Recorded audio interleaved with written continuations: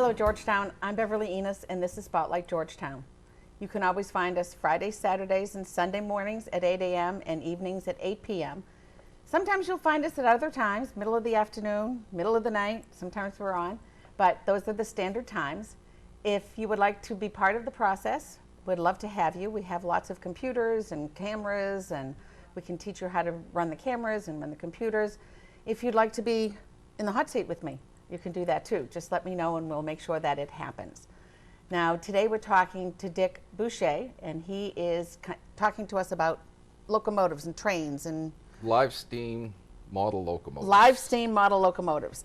Nice to have you here. Thank you, Beverly. Now, before we get into that, how long have you lived in town? Almost 30 years now. Oh, that's a long time. Yeah. And you have family here? We raised a family here, and they're off on their own now. And yeah, they're in their 40s, and I think my daughter was 10 when we moved to town, so it's been a long association with Georgetown. And you're another regular at town meeting? I do tend to frequent it, yes. Yeah, most of the people that sit in that seat are. It just seems to be those are the people that volunteer. And now, what other do other volunteer work here in Georgetown? I have been active with the Camp Dennison group, which, if I could put a plug in, that is a real jewel we have here in town. That is an absolutely fabulous asset that we have out there in the east and western part of town. Now, can people just take a ride down that road and go Sure, look at it? Yeah. Anytime? Yeah, anytime. Okay. The road's a little better than it was a few years ago? The road has constantly been improved. The crew over there has done a fabulous job on it. One of the great assets to Camp Dennison is the over 55 housing situations that we have in town. Because these men get bored in those houses, and they've just loved going over and working on the camp and the improvements since woodworking and the woodworking, the painting, the brush trimming, the whole thing. They just love to do it. So yes, by all means, just take a trip down the road and check out what's in there, and it's available for use for a very reasonable fee. And I've had family picnics over there, and the church has their annual retreat over there now. It's just a fabulous place for that type of thing. I'll have to take a run down. Yeah. Something different. Okay, we're talking steam? Live steam model locomotives. Okay. Live steam, I guess that's just the words that have been coined over the years. They're actual locomotives. They're just small. They have all the parts of a full-size locomotive. There's a boiler on them. You put water in the boiler, you build a fire under the water, you create steam, the steam runs the locomotive, and in the scales I'm working in, we ride behind them and actually control them as we're riding along. So this isn't the train set that you plug it in and you put the fake smoke in and it goes toot toot around the Christmas tree? No, not exactly. Okay. Not exactly. But we do enjoy those too. Now, before you get into the trains, I assume this is a kind of a later thing in life. What did you do for work? Were you involved in anything like this, or was it totally different? I apprenticed as a tool maker at the old Western Electric, and actually, that's not conducive to being successful in the hobby. You think it would be? No, we tend to work too close, too accurately, too fussy, and the guys that are really successful, one of the fellows that I knew, he's since passed away, but he built 8 large locomotives. He was a construction carpenter for Perini. Okay. And it was just Big his stuff. desire, his desire to build these models made him very successful at it. Okay, now the live steam hobby, when did it start? When did this little craze start? And well, just actually, we kind of joke around. Richard Trethevic's first steam locomotive was a train that ran around a loop in his backyard. And we kind of say that the hobby began before the real railroads began. The first locomotive he built, it was just a live steamer out in his backyard. Later on, it was applied to commercial uses, but. And then became the steam trains that we used to see steam around trains the country. that carried industry and people for a century almost before they were replaced by the diesels. Okay, now you said you build a fire under it, or in it. Correct. What do you use for fuel? Could be mostly coal. So but it's like the real old coal engines. It's a small locomotive. It's coal-fired or oil-fired, and some folks use gas because it's very clean, very easy to deal with. You could probably use wood if you could build a firebox big enough in the scale. And the Wow. coal they use is bituminous, soft coal, good, Okay. smelly, smoky stuff. So Now, what is model engineering? it's a combination of just about anything that somebody wants to build a model of. And you figure models go back to the Egyptians had dolls, which are models of people in reality. So there just seems to be this craving in mankind to build a miniature of something real. And it could be a model of the Eiffel Tower. It could be a model of an airplane gasoline engine, a big radial gasoline engine reduced to about quarter scale or eighth scale. And whatever somebody decides, there are models of the hand pump a fire truck down at Erie. Yep. They're just all kinds of models, and that's the term for That's model model engineering. engineering. Yeah. Okay, now how did you get started with the steam locomotives? Basically, I tried the ones to go around, with the smoke pellets and so forth, the HO railroad, and I Now- found out I was a little too clumsy for it. HO is how big? HO, is it like the little teeny ones that are Well, 10 or 12 A inches? locomotive's Okay. about that long in HO, Okay. yeah, yeah.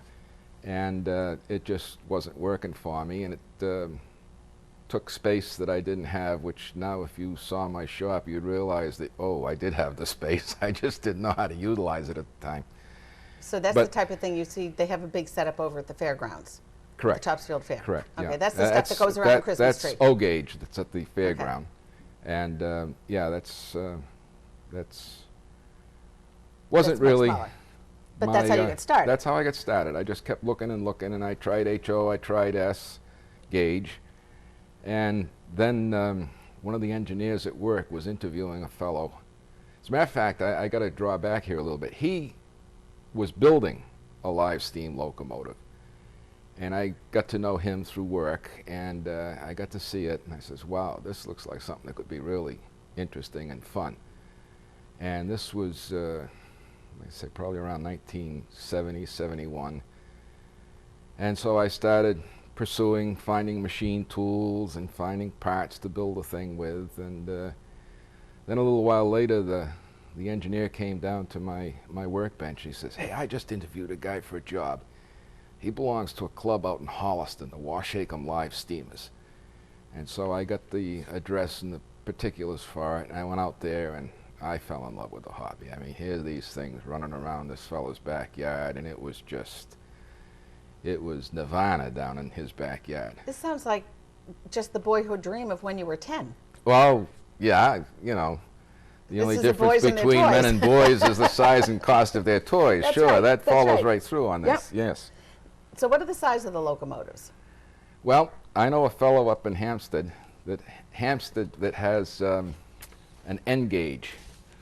The locomotive is barely 1.25 inches long, and he fills it with hypodermic needles, both the fuel and the water, and the thing runs on steam around a little track. So it So doesn't that's- really matter if they have the trains behind it. This is just the joy He- of building the locomotive. Just building the locomotive, yeah. Okay. And in the video later on, you will see a train that the fellow put together that he hauls around behind his engine. It was one of the fabulous things at the Washacom Live Steamers. But usually most fellows just have the flat car that they're riding on behind the train so that Okay. they can control it. Now we talk about scale and gauge. What is the meaning of scale and gauge? Scale is what portion to the full size you're building. So half Half scale? inch to the foot, Okay. 3/4 inch to the foot, 1.5 inches to the foot are the popular scales right now. Gauge is the distance between the railheads. Exactly. Okay. So you have a 2.5 inch gauge for half inch, 3.5 inch for 3/4, 4 3/4 for 1 inch, and 7 1/4 for 1.5 inches. Then you go to narrow gauge, where the locomotive is scaled like 2.5 inches to the foot, but is running on the 7 1/4 inch gauge track. Okay. So, So- basically, if you have a train a certain size, the tracks have to be a certain distance apart. And as the train gets, as the Yeah. locomotive gets larger, the If you're following along with the, The gauge, scales right. to the gauge, yeah. Okay. But again, they do build narrow gauge engines, which really are huge on some of these tracks. Very impressive. so you can almost build whatever you want. You That's- just have that's- to, you just have to think it. You have to think it. If you can think it, you If can you build can it. think it, you can build it. Exactly. Okay. Exactly. Now, you mentioned one club out in Holliston. Holliston. Yeah. Okay. Are there other clubs around There's here? another club, the Northeast Live Steamers, and this is much. I guess the word you'd use would be looser. The fellows have the tracks in their backyard. The Holliston Club, the club owns the property now and owns the track, and it's a very large facility. The Northeast Live Steamers, we go to different fellows' houses during the summer, and we run on their tracks in their backyard, and it kind of is a little warmer type situation, you might say, that we do that. So instead of a golf league or a bocce league, it's Exactly, a locomotive league. Exactly. We have You our, go from our house to live house. steam clubs. Yes, yes. Publications, are there publications on this? Yes. The original one was Model Engineer, first published in January 1898. Give you an Wow. idea. Yeah, it was an English publication, and it's still in press. You can still buy Model Engineer magazine, so that's pretty long run. 110 years, yeah. Yeah, that's a pretty long run for a magazine. And it's always been the backbone of the hobby. They've published plans for building magazines, and they have suppliers, mostly English, but in the early days of the hobby, when fellows wanted castings to build an engine with, they went to England to get them. And we still have Live Steam magazine. And then there are a number of affiliated magazines for home shop work. There's the Home Shop Machinist and the Digital Machinist for CNC enthusiasts, which CNC is now in the home shops. And there's Model Engine Builder, which is more gas engines than steam engines, but still a very interesting publication. And I imagine the website has to be absolutely loaded. Oh, there's a website out there, the Craftsmanship Museum, I believe is the title. And it's just some of the stuff these fellows have built is unbelievable, absolutely unbelievable. I run a bus trip down to York, Pennsylvania in January, and we go to the Cabin Fever show. And it's arenas, like the Topsfield Arena, only even bigger than the Topsfield So one. bigger convention centers. Bigger convention center, and it's just full of model engineering exhibits that just, you look at them and say, wow, have I wasted my life? Look what this guy did. Yeah, Yeah. yeah. I heard that there was some connection with the schools with this. It's kind of extended beyond just the backyard thing into the schools. Yeah, well, I guess you'd say it came out of the schools and went back into the schools. Larry Urbanski, the shop instructor at the high school, he's the president of the Northeast Live Steamers, and he approached me one time. It seems like everything else in our society, we don't want to do anything ourselves any longer. We want to just buy it and use it. And he was getting a little concerned, shall we say, that there weren't any more locomotives, steam locomotives, being built by the members of the club. And he knew that I had the facility that might possibly handle it, and he asked me if we could do a group build.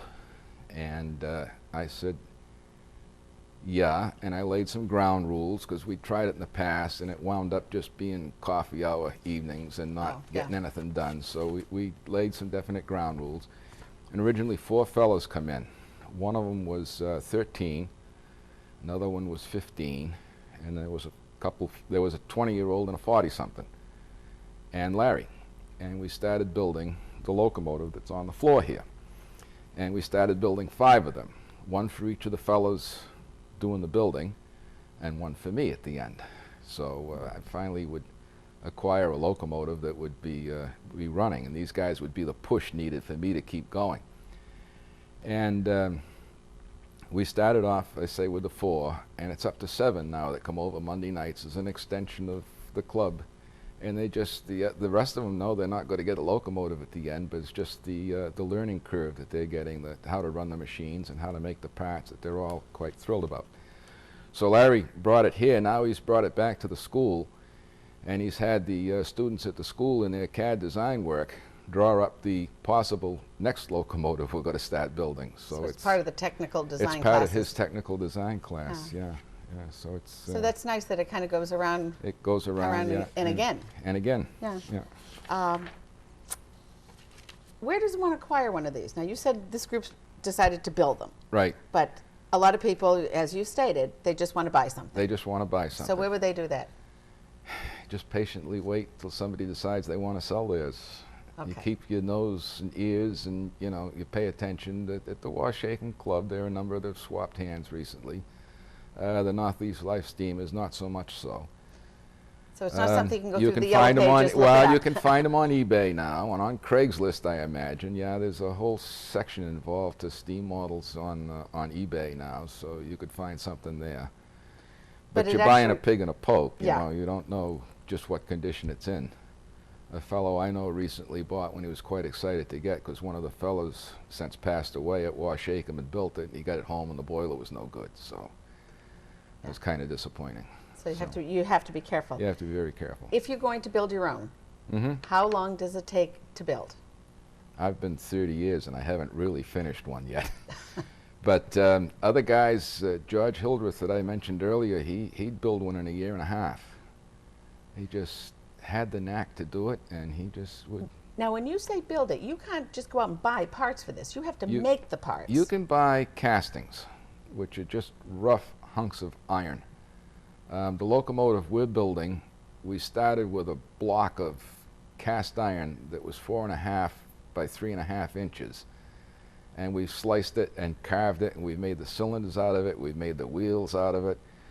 There's all kinds of cast iron parts, and other than that, it's all bar stock. It's just stuff you can get down at the local metal supply houses. But you've got to grind it and cut it You've got and to bend machine it. it, yeah. The young chap, the 15-year-old, sat there at my lathe for weeks. We've been at this over a year and a half now. He just sat there for weeks. He made 60 wheels for this series of locomotives. That's the other thing. Each guy is building a part. He's not building his locomotive. They're all building parts, and we're bringing the parts together and assembling them. So the young fellow built the 60 wheels. He's on to learning milling machine practices now, and every night they come in and I have a little bit of work for them, and they go to it. So it's a learning curve for them. Oh, absolutely. The 40-year-old didn't know how to read a micrometer. As a matter of fact, there were only two of them that knew how to read a micrometer when they come in.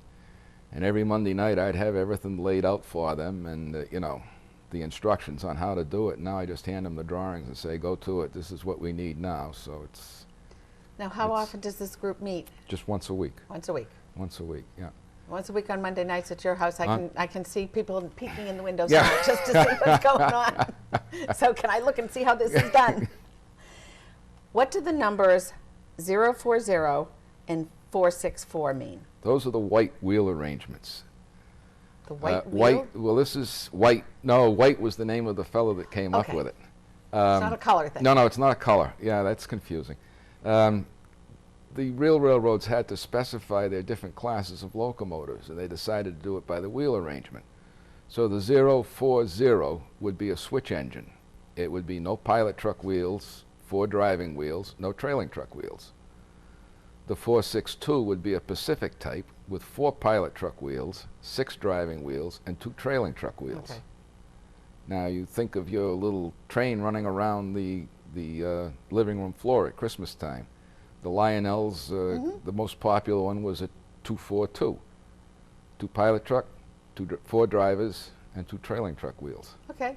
I remember trying to put them on the track all the There you time. go, there But you the front go. one's on because they moved around. They the moved back around. ones moved around. Back ones moved And the middle around. ones We're rigid to the were frame rigid. of the locomotive. Okay. Yeah. Because you have to get the front ones on, get the Yeah, back ones on, yeah. and then you were all set. Then you're all set to go. Then you could put the next car on Right. and hope you got that on. Right. If you went around the corner too fast, you start it all over again. And I had 2 cats who used to love to Oh, sit behind the yes, tree yes. and bet them off. You'd have to go looking. You have to go looking for the trains with the kids going. No! Yeah. So okay, so that's the wheels. That's the wheel arrangement, the numbers, yes. Now, where do you keep your locomotives? Your steam locomotives. I In mean, my shop, now you have a shop. down under the house in the Okay. cellar. You know, picture, probably easier to picture somebody's woodworking shop Okay. in their garage or in their cellar. And just mine was machine tools rather than woodworking. That'd be a lot of tools. It's not that many. And I acquired them over the years. Matter of fact, I look back on the situation. I've said that I hadn't finished the locomotive yet. And a few years ago, it dawned on me that the quest to build a shop was the biggest enjoyment I was getting out of the hobby. And I'd go to auctions and I'd watch, well, it was the classified ads back then. We didn't have eBay or Craigslist or anything, but you know, I started off with a couple machines that weren't too great and fixed them up, got them to be useful, and then found something a little better and sold what I had and bought the next better one, and have bootstrapped, not bootlegged, bootstrapped myself up into some fairly nice machine tools and capable of supporting the amount of work that's being done by the fellows that are there. A while back, the Georgetown Record did an article on you and the trains. Right. And there's a photograph of you sitting behind the locomotive on a little, almost like a little flatbed. It's a little flat car. And the locomotive's just driving around and around, and you're sitting there. Yeah. And it actually, It's you got get a to ride in the train. You get to ride on the train. You get to control the train. You control keeping the water in the boiler. You control keeping the fire hot enough. You control the throttle. You control the forward reverse lever. It's you're fully in control of the train. And if you've built a whistle on it, you can even blow the whistle.